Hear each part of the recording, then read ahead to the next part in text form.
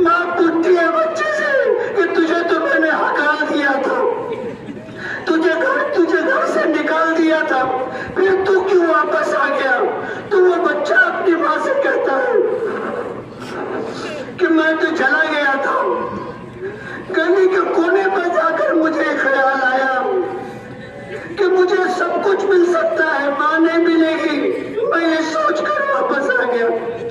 परवरदिगार आलम, हम भी उसी बच्चे की तरह है, न जाने नफ्स और शैतान के बहकावे में आकर हम भी चले गए थे।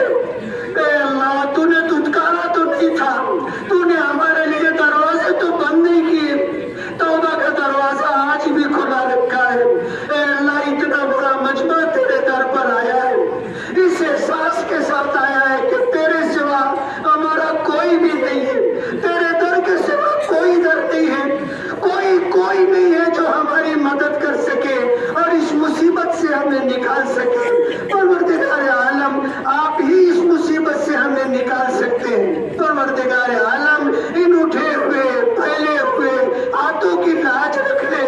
ए अल्लाह, तेरे सिवा कोई भी इस मुसीबत को दूर करने वाला नहीं, इन बुरे हालात में कोई हमारी मदद करने वाला नहीं।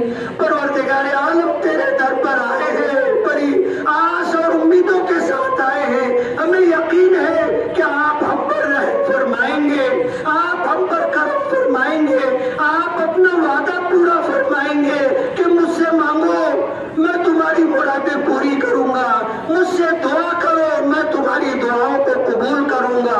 परवरदिगार आलम, हमारे बस में यही था जो हमने किया, अपने घर से निकले, आजिज़ी और मस्कनत के साथ निकले।